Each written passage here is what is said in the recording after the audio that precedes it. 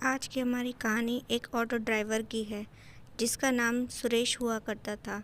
सुरेश हमेशा bus stand के बाहर से अपनी सवारियां उठाया करता था, लेकिन उस रात उसने जो सवारी उठाई वो कुछ अजीबोगरीब थी।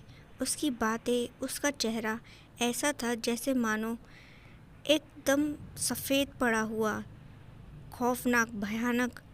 कोई भी अगर उस सवारी को देख ले तो वो डर से कांपने लगे। इस डरावनी सवारी के साथ रमेश का सफ़र कैसा रहा, इस कहानी को जानने के लिए अभी हमारे चैनल को सब्सक्राइब कीजिए ताकि आने वाली हर वीडियो आप तक आसानी से पहुंच सके, क्योंकि मैं इस चैनल पर आपके लिए हॉरर स्टोरीज़ हमेशा लाती रहती हूं, जो आपको हमेशा खौफनाक घटनाओं से रूबरू कराती हूं। चलिए तो चलते हैं पूरी कहानी की ओर। वो शनिवार की रात थी और रमेश एक बस अड्डे के बाहर खड़ा था। वहाँ पर एक अनजान सी सवारी, जिसके चेहरे की हवाइयाँ उड़ी हुई थी, एकदम चुपचाप रमेश के ऑटो में आकर बैठ जाती है। रमेश ने अचानक से ही देखा, अरे ये कौन है? उसने सवारी से कहा, आपको कहाँ जाना है? मुझे पता बता दीजिए, मैं आसानी से आपको वहाँ तक पहुँचा दूँगा।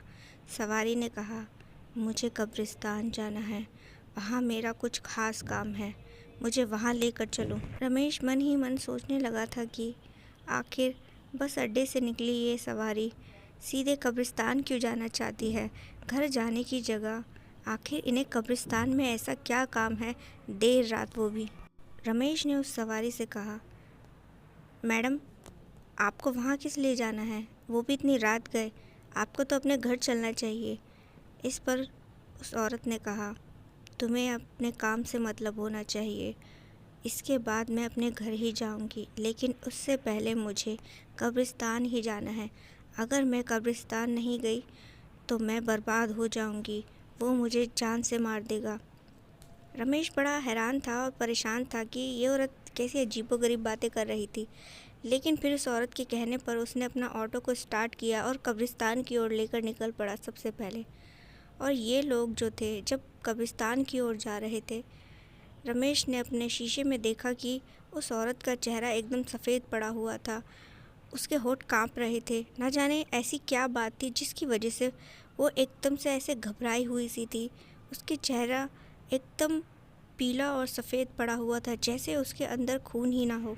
बस अड्डे से कब्रिस्तान कुछ 15 मिनट की दूरी पर ही था, तो तुरंत ही रमेश ने अपने ऑटो को इतनी तेज़ी से भगाया कि 15 मिनट की दूरी को उसने 10 मिनट के अंदर तय कर लिया था। और फिर वो कब्रिस्तान के बाहर अपने ऑटो को ले जाकर जब रोकता है तो उस औरत ने कहा, तुम मेरे पीछे मत आना, नहीं तो तुम्हारी जान जा सकती है। तुम अपने ऑटो में मेरा यहीं इंतज़ार करो, मैं अभी कुछ ही देर में लौट कर आती हूँ। इसके बाद जो था, जैसे वो औरत जाने लगी तो उसके हाथ में रमेश ने एक खंजर देखा। वो हैरान था कि इस औरत के पास खंजर किस लिए है। वो औरत जब अंदर चली गई गेट से कब्रिस्तान के, तो रमेश ने सोचा कि हो सकता है अपने प्रोटेक्शन के लिए इस औरत ने खंजर अपने पास रखा हो। लेकिन वो खंजर जो था बड़ा ही अजीबोगरीब और स्टाइलिश किस्म का था, जैसे कि एंटीक पीस, जो कि दिखने में काफ़ी महंगा लग रहा था। उसके ऊपर काफ़ी अच्छे से नक्काशी की गई थी और उस पर एक लाल रंग का पत्थर भी था जो कि बेशकीमती लग रहा था। उसने सोचा कि ऐसा खंजर लेकर आखिर ये औरत इतनी रात गए कब्रिस्तान में करने क्या गई है, और फिर इसने ऐसा क्यों बोला कि अगर मैं वहाँ गया तो मेरी भी जान जा सकती है। और ऑलरेडी ये पहले से ही बोल रही थी अगर ये कब्रिस्तान नहीं गई तो वो इसे मार देगा। आखिर इतनी सारी बातों के बीच क्या चक्कर है? सारी बातों को समझने के लिए रमेश बेखौफ होकर उस औरत के पीछे कब्रिस्तान में चल दिया। वो छुपा हुआ था झाड़ों के पीछे। तभी उसने देखा कि वो जो औरत है एक कब्र के वहाँ पर जो है पत्थर हटाती है और उसे खोलने की कोशिश करने लगती है।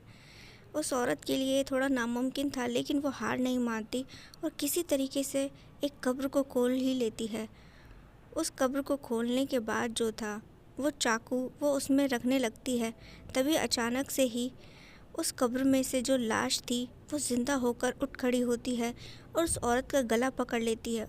वो औरत खुद को बचाने के लिए चीखने चिल्लाने लगी और बेहद कोशिश करने लगी, लेकिन वो भयानक लाश जैसे उसे आज जान से मार ही डालती। वहीं रमेश ने जब उस औरत की चीखें सुनी तो वो तुरंत ही उसकी जान बचाने के लिए वहाँ दौड़ता है, ये जाने बिना कि उसके सामने जो खड़ी थी वो एक जिंदा लाश थी, जो किसी भी इंसान के काबू से बाहर थी। लेकिन उस औरत को परेशान देख, मुसीबत में देख वो रुका नहीं और तुरंत ही वहाँ पर जाकर जो है उस लाश को ज़ोर से धक्का मारकर वापस से कब्र में गिरा देता है।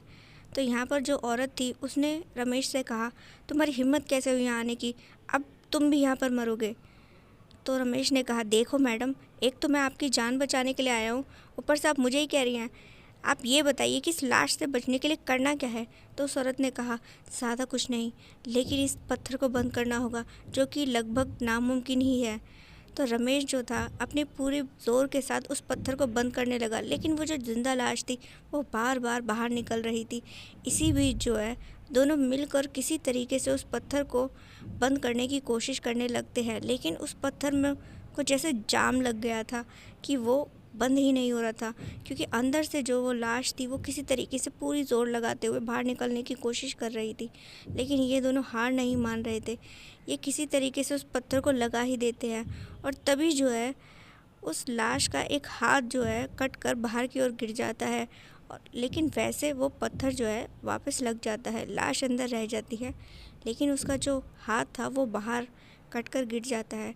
वो हाथ उन लोगों के पास आता है और अचानक से ही रमेश का गला ज़ोर से पकड़ लेता है। लेकिन रमेश जो था वो हार नहीं मानता और अपने भगवान का नाम ज़ोर ज़ोर से जपने लगता है। भगवान की माया ऐसी थी कि उनका नाम जपते ही वो हाथ अचानक से ही दो टुकड़ों में होकर ब्लास्ट हो जाता है और इस तरीके से जो है उस जिंदा लाश के हाथ से भी उनकी जान छूट जाती है और दोनों उस कब्रिस्तान से तुरंत ही बाहर आ जाते हैं। वहीं रमेश जो था उस औरत से कहता है, कहिए मैडम, आपको कहाँ जाना है इसके बाद।